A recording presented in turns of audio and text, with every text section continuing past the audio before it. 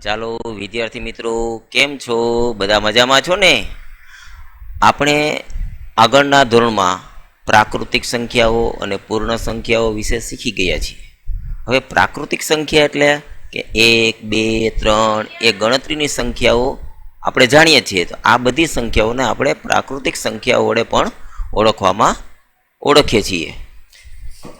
પ્રાકૃતિક સંખ્યાઓ અસંખ્ય છે. સૌથી નાની પ્રાકૃતિક સંખ્યા 1 છે.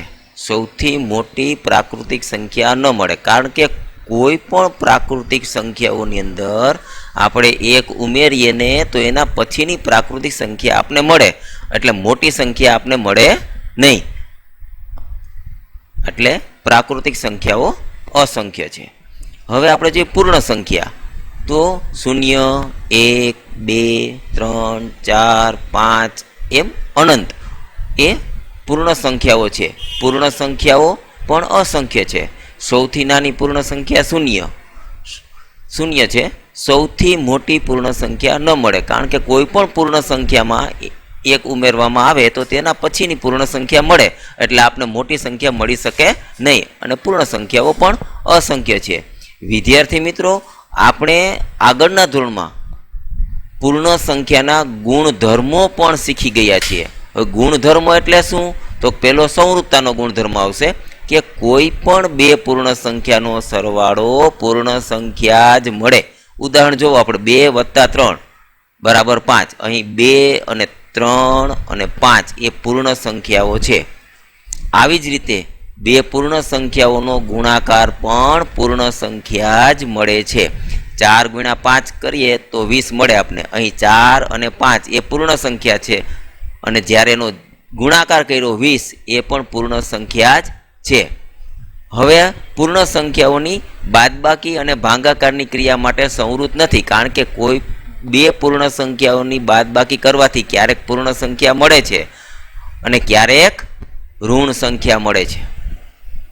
તેને કારણે પૂર્ણ સંખ્યાઓમાં બાદબાકી અને ભાગાકારની ક્રિયાઓનું પાલન થતું નથી, એવું આપણે અહીંયા દર્શાવવાનું છે. 2 જ યાદ રાખવાના છે, ગુણાકાર અને સરવાળો. આ 2 ક્રિયાઓની અંદર પૂર્ણ સંખ્યાઓ સંવૃત છે, બાદબાકીની ક્રિયાઓમાં સંવૃત નથી.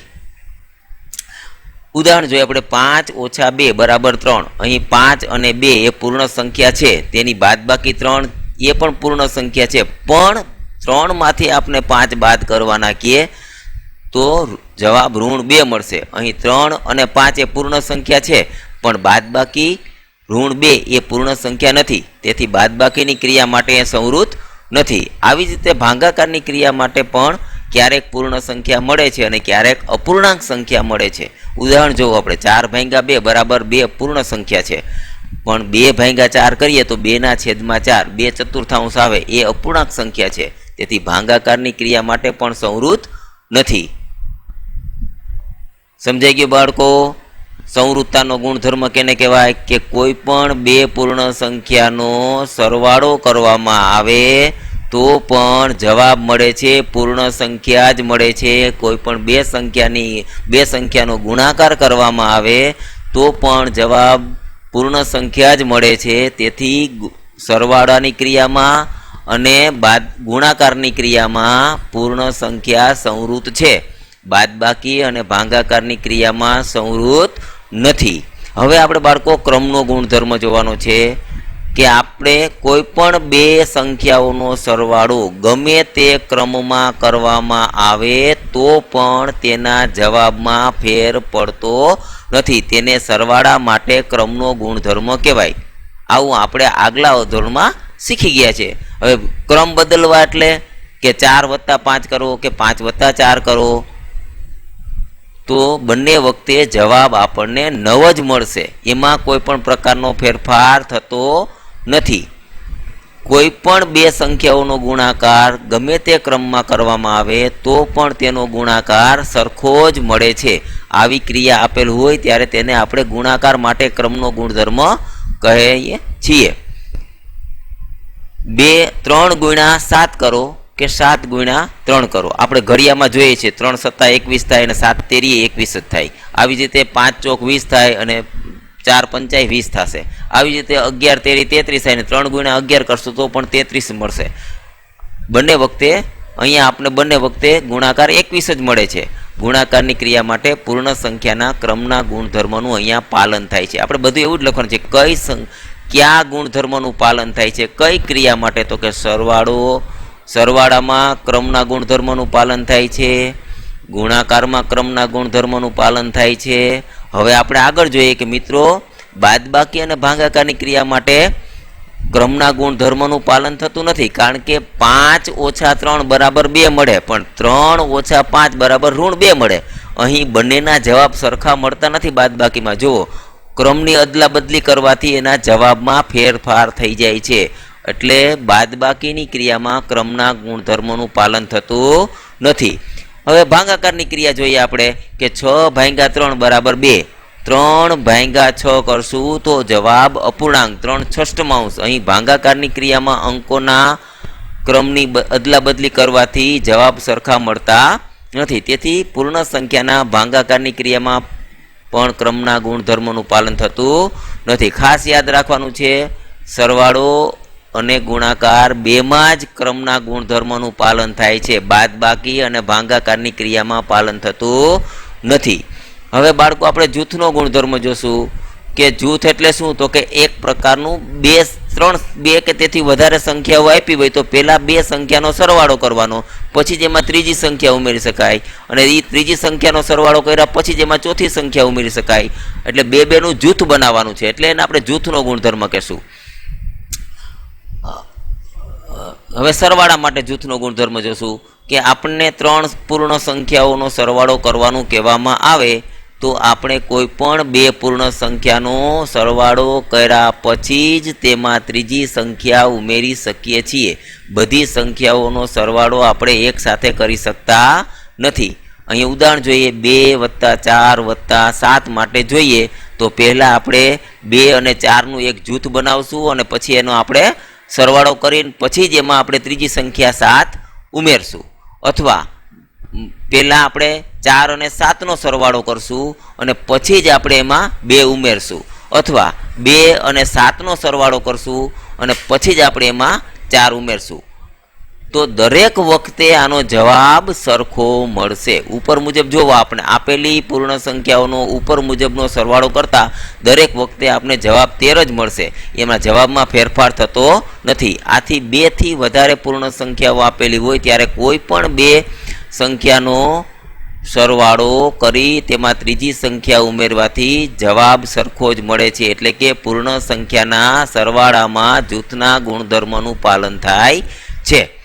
આવી જ રીતે આપણે 2 થી વધારે સંખ્યાઓનો ગુણાકાર કરવાનો હોય ત્યારે પહેલાં કોઈ પણ 2 સંખ્યાઓનો ગુણાકાર કર્યા પછી જ આપણે તેનો ત્રીજી સંખ્યા સાથે ગુણાકાર કરી શકાય છે. હવે ઉદાહરણ જોઈએ આપણે અહીંયા 2 × 5 × 7 માટે જોઈએ આપણે તો પહેલાં 2 અને 5નો ગુણાકાર કરશું, એનો જવાબ આવે તેની સાથે આપણે 7નો ગુણાકાર કરશું, અથવા 5 અને 7નો ગુણાકાર કરી અને પછી આપણે તેનો 2 સાથે ગુણાકાર કરશું, અથવા 2 અને 7નો ગુણાકાર કરી પછી તેનો આપણે 5 સાથે ગુણાકાર કરશું. આમ આપેલી પૂર્ણ સંખ્યાઓ ઉપર મુજબનો ગુણાકાર કરતા દરેક વખતે જવાબ આપણે 70 જ મળશે. માટે પૂર્ણ સંખ્યાના ગુણાકારમાં જૂથના ગુણધર્મોનું પાલન થાય છે. પૂર્ણ સંખ્યાના બાદબાકી અને ભાગાકારની ક્રિયામાં જૂથના ગુણધર્મોનું પાલન થતું નથી, કારણ કે ક્યારેક જૂથ કરશું આપણે તો એનો જવાબ બાદબાકી માટે 2 માંથી 5 બાદ કરીએ એટલે -3 આવ્યા, 3 માંથી -7 બાદ કરશું આપણે તો જવાબ આવશે -10. એટલે ત્યાં કારણ કે ઋણ સંખ્યાઓ પ્રાકૃતિક પૂર્ણ સંખ્યાની અંદર ઋણ સંખ્યાઓનો ક્યારેય સમાવેશ થતો નથી. માટે અહીંયા બાદબાકી અને ભાગાકારની ક્રિયામાં જૂથના ગુણધર્મોનું પાલન થશે નહીં. હવે બાળકો આપણે જોવાનું છે આપણું ચેપ્ટર કે અત્યારે આપણે પૂર્ણાંક સંખ્યા વિશે સમજ મેળવવાની છે. તો પૂર્ણાંક સંખ્યા શું છે?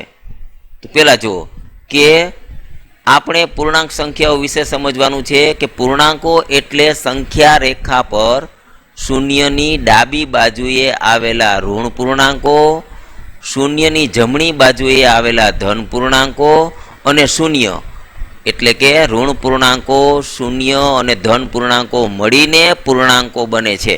અહીં આપણે બધી જ ધન સંખ્યાઓ અને ઋણ સંખ્યાઓ અને શૂન્ય બધાને આપણે સાથે ભણવાનું છે, એટલે એ પૂર્ણાંકો બને છે.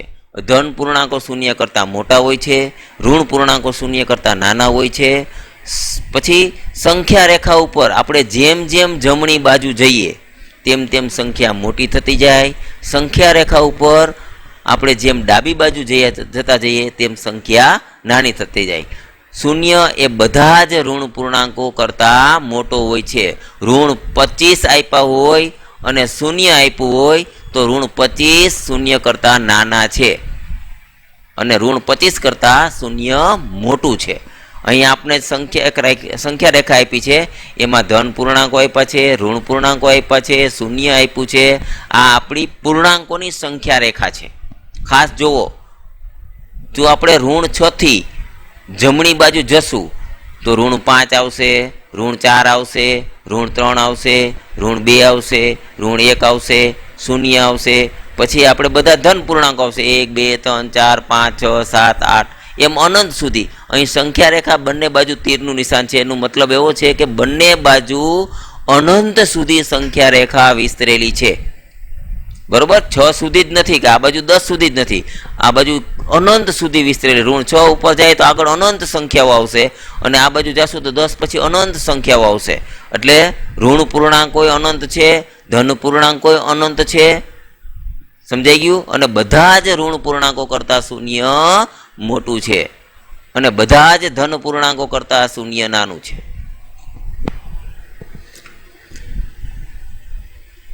હવે આપણે સંખ્યા રેખા ઉપર આપેલા બે પૂર્ણાંકોમાં દરેક પૂર્ણાંકની જમણી બાજુનો પૂર્ણાંક ડાબી બાજુના પૂર્ણાંક કરતાં મોટો હોય છે અને દરેક ડાબી બાજુનો પૂર્ણાંક તેની જમણી બાજુના પૂર્ણાંક કરતાં નાનો હોય છે. તેથી બે પૂર્ણાંકોની સરખામણી કરવાનું કહેવામાં આવે તો આપણે આપેલા બે પૂર્ણાંકોમાં કયો પૂર્ણાંક ડાબી બાજુએ આવેલ છે અથવા તો કયો પૂર્ણાંક જમણી બાજુએ છે તે જોઈને આપણે સરખામણી કરવાની છે. હવે આપણે 4 અને 5 સંખ્યા રેખા પર આપણે આપ્યા છે, તો 4 છે એ સંખ્યા રેખા ઉપર ડાબી બાજુએ છે અને 5 છે એ જમણી બાજુએ છે. તો 4 છે એ જમણી બાજુએ આપેલો પૂર્ણાંક કરતાં નાનો છે અને 5 છે એ જમણી બાજુએ આપેલો છે, 4 કરતાં 5 મોટો છે. આ રીતે આપણે સરખામણી કરવાની છે. હવે આપણે કહેવામાં આવે કે 7 ઋણ 4 4 0 અને ઋણ 6 ને ચડતા ક્રમમાં ગોઠવી તેને સંખ્યા રેખા પર દર્શાવી અને સમજીએ.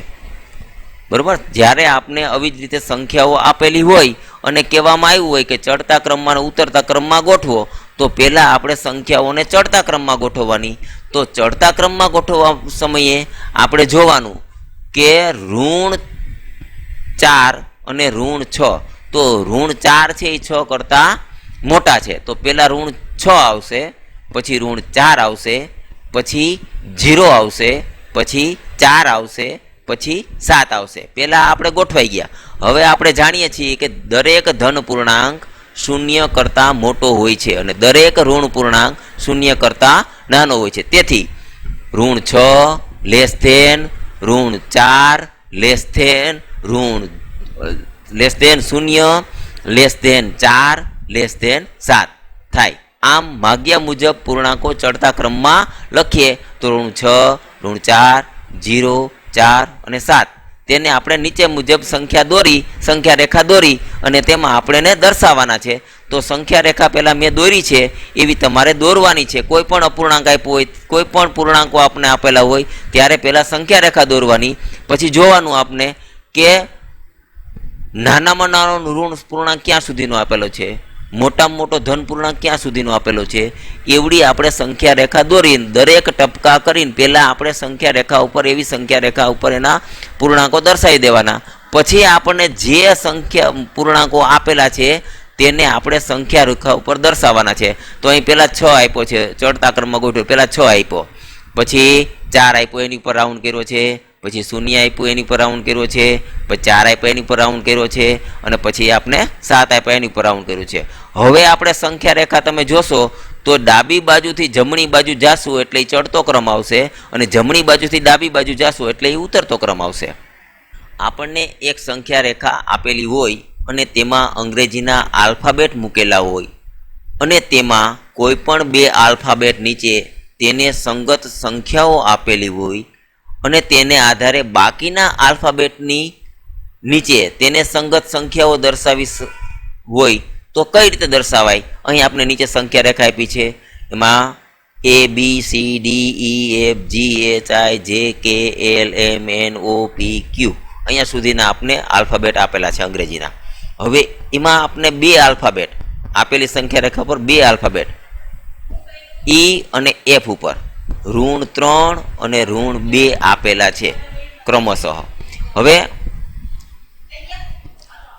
એ અંકિત કરેલા છે. હવે તેને આધારે આપણે કોઈ પણ કઈ પૂર્ણાંક સંખ્યાઓમાં B, D, H, J, M અને O વડે દર્શાવશે. જુઓ, સંખ્યા રેખા આપણને આપેલી છે, ABCD ક્રમ મુજબ આપેલી છે. E અને F ઉપર આપણે -3 અને -2 આપેલા છે. તેને આધારે આપણે B, D, H, J, M અને O ઉપર કઈ પૂર્ણાંક સંખ્યા આવશે એ આપણે નીચે દર્શાવેલી છે. એમાં તમે જુઓ તો અહીંયા B ને સંગત પૂર્ણાંક -6 છે, D ને સંગત પૂર્ણાંક -4 છે, H ને સંગત પૂર્ણાંક 0 છે, J ને સંગત પૂર્ણાંક 2 છે, M ને સંગત પૂર્ણાંક 5 છે અને O ને સંગત પૂર્ણાંક સંખ્યા 7 છે. આ રીતે આપણે પેલા સંખ્યા રેખા દર્શાવવાની, એની અંદર પેલા બધા પૂર્ણાંકો દર્શાવી દેવાના અને પછી જે આપણને માગ્યા છે એ આપણે એને જુદા બતાવવાના. હવે આપણે પેટર્ન બનાવતા શીખીએ. આપણે પેટર્ન એટલે કે પૂર્ણાંકો જે આપણને આપેલા છે તેના પછી ક્રમશઃ કયા પૂર્ણાંકો આવશે તે આપણે બતાવવાના છે. એને પેટર્ન કહેવાય. તો પેટર્ન એટલે પૂર્ણાંકો પછીના પૂર્ણાંકો શોધવાનું કહે ત્યારે આપણે નીચે મુજબની પેટર્ન તૈયાર કરીશું. પેટર્નમાં ક્યારેક બે અંકો વચ્ચેનો તફાવત સરળતાથી મળી શકે છે અને ક્યારેક બાદબાકી કરીને મેળવવામાં આવે છે. તો અહીંયા પહેલું જોઈએ આપણે A. નીચેના આપેલા પૂર્ણાંકો માટે કઈ પેટર્ન લાગુ પડે છે તે જાણીએ. તો જો બાળકો અહીંયા 7, 3, -1, -5. હવે આપણે એના પછીના 3 પૂર્ણાંકો ક્યાં આવશે તો એ જાણવા માટે અહીંયા આપણે પહેલાં આપણે ખબર નથી, જો બધાની વચ્ચે કેટલાનું અંતર છે, કેટલા પૂર્ણાંકોનું અંતર દર્શાવેલું છે આપણે આપ્યું નથી. તો પહેલાં આપણે એને બાદબાકીથી સમજશું. તો પહેલાં બીજી સંખ્યામાંથી પહેલી સંખ્યા બાદ કરવાની. એટલે અહીંયા બીજી સંખ્યા 3 છે, પહેલી સંખ્યા 7 છે, બેની બાદબાકી કરશું એટલે -4 મળશે. હવે ત્રીજી સંખ્યા જોવાની છે, ત્રીજીમાંથી બીજી બાદ કરવાની છે. તો ત્રીજી સંખ્યા -1 છે અને બીજી સંખ્યા 3 છે. તો -1 માંથી 3 બાદ કરશું તો -4 જવાબ મળશે. ચોથી સંખ્યામાંથી ત્રીજી સંખ્યા બાદ કરશું. ચોથી સંખ્યા -5 છે, એમાંથી બાદ કરવાના છે -1. એટલે જો વચ્ચે ઋણની નિશાની આવી છે અને પછી એમાંથી -1 બાદ કરવાના છે. એટલે આપણે શીખી ગયા છીએ કે ઓછે વત્તા બરાબર આપણે જોઈએ તો -5 + 1 બરાબર -4. 5 માંથી આપણે 1 બાદ કરવાનો છે એટલે આપણે -4 જવાબ મળશે. આથી આ રીતે દરેક ક્રમિક બે સંખ્યાઓ વચ્ચેનો તફાવત -4 છે એવું આપણે શોધી લીધું. હવે આપણે પેટર્ન બનાવવાની છે. તો 7 માંથી 7 પ્લસ -4 બરાબર 7 - 4 બરાબર 3. 3 જવાબ મળ્યો આપણે. હવે 3 માંથી આપણે +3 માં +4 કરવાના છે. એટલે 3 + -4 બરાબર 3 - 4 બરાબર -1. હવે આગળ -1 + -4 બરાબર -1 - 4 બરાબર -5. -5 + -4 બરાબર -5 - 4 બરાબર -9. -9 + -4 બરાબર -9 - 4 બરાબર -13. -13 + -4 બરાબર -13 - 4 બરાબર 17। હવે જો બાળકો અહીંયા આપણે જે તફાવત મળ્યો છે ને એ આપણને જે પેટર્નમાં અંકો આપેલા છે ને એમાં પ્લસ કરતો જવાનો છે। હવે પ્લસ કરશો એટલે શું થશે તો કે આપેલ જવાબ -4 છે અને આપણે એને પ્લસ કરવાનું છે, તો વચ્ચે નિશાની પ્લસ અને માઇનસ ને મળી, તો ઓછે વત્તે ઓછા બે વિરુદ્ધ નિશાની બરાબર ઋણ, બે સરખી નિશાની બરાબર પ્લસ, આવું આપણે આગલા ધોરણમાં શીખી ગયા છીએ। હવે આ રીતે આપણી પેટર્ન બની જુઓ તો 7, 3, -1, -5 અહીંયા સુધી આપણને આપેલા છે। હવે આપણે એના પછીના જોઈએ તો -9, -13, -17 આ રીતે ક્રમશઃ આપણે સંખ્યામાંથી 4 -4 ઉમેરતા જશું તો એના પછીની આપણને આગળની પેટર્ન મળે છે, પણ આપણે 3 જ માંગ્યા છે એટલે આપણે 3 શોધી અને મૂકી દીધા। હવે આપણે બી જોઈએ, નીચે આપેલા પૂર્ણાંકો માટે કઈ પેટર્ન લાગુ પડે છે તે જાણીએ। -2, -4, -6, -8। હવે બાળકો એના પછી આપણે 3 સંખ્યા બીજી મૂકવાની છે, તો અહીં દરેક ક્રમિક બે સંખ્યાઓ વચ્ચેનો તફાવત -2 છે એવું આપણે સીધી રીતે જાણી શકીએ છીએ। 2 માં 2 ઉમેરીએ એટલે 4 થાય, 4 માં 2 ઉમેરીએ એટલે 6 થાય, 6 માં 2 ઉમેરીએ એટલે 8 થાય। આગળ નિશાની છે ને એ ઋણની આપી છે, પણ દરેક ઋણમાં પણ આવી જ રીતે થાય છે। આપણે ભૂલ કરી જઈએ છીએ કે -2 માં -4 ઉમેરીએ તો -6 થાય, -6 માં 4 ઉમેરીએ તો -10 થાય, -10 માં 4 ઉમેરીએ તો -14 થાય। આવી રીતે આપણે આગળ જવાનું છે, પણ ઋણ સંખ્યા વધતી જશે, ધન સંખ્યા આવશે નહીં, ઉમેરવાના ઋણ જ છે। હવે આગળ પેટર્ન જોઈએ આપણે કે -2 પ્લસ -2 બરાબર -2 ઓછા 2 બરાબર -4, -4 પ્લસ -2 બરાબર -4 ઓછા 2 બરાબર -6, -6 પ્લસ -2 બરાબર -6 ઓછા 2 બરાબર -8, -8 પ્લસ -2 બરાબર -8 ઓછા 2 બરાબર -10, -10 પ્લસ -2 બરાબર -10 ઓછા 2 બરાબર -12, -12 પ્લસ -2 બરાબર -12 ઓછા 2 બરાબર -14। આમ આ પેટર્ન આપણે પેટર્નમાં શું આપ્યું છે તો કે -2 આપ્યા છે, -4 આપ્યા છે, -6 આપ્યા છે, -8 આપેલા છે। હવે એના પછી આપણે ઈ પેટર્નની અંદર -2 ઉમેરતા જવાના છે, એટલે -10 મળશે, -12 મળશે અને -14 મળશે। હજી આ પેટર્ન આગળ ચાલે જ રાખે છે, પણ આપણે અહીંયા 3 માંગ્યા છે તો આપણે 3 જ લખવાના છે, આગળ વધવાનું નથી। હવે આપણે જોઈએ સી, નીચે આપેલ પૂર્ણાંકો માટે કઈ પેટર્ન લાગુ પડે છે તે જાણીએ। તો અહીંયા આપણે 15 આપ્યા, 10 આપ્યા, 5 આપ્યા અને 0 આપ્યો, અને પછી આપણે 3 પેટર્ન એના પછીને આપણે આગળ મેળવવાની છે। જો બાળકો અહીંયા આપણે જે પૂર્ણાંકો આપ્યા છે એ ઉતરતા ક્રમમાં છે, બરોબર, ઋણ 15, 10, 5, 0। હવે આ ધન પૂર્ણાંકો પૂરા થયા પછી હવે ઋણ પૂર્ણાંકો આવશે, પણ બધા જ પૂર્ણાંકોની વચ્ચે -5 નો તફાવત છે। 15 માંથી 5 બાદ કર્યા છે, 10 માંથી 5 બાદ કર્યા છે, 5 માંથી 5 બાદ કર્યા છે, હવે આપણે 0 માંથી 5 બાદ કરવાના છે।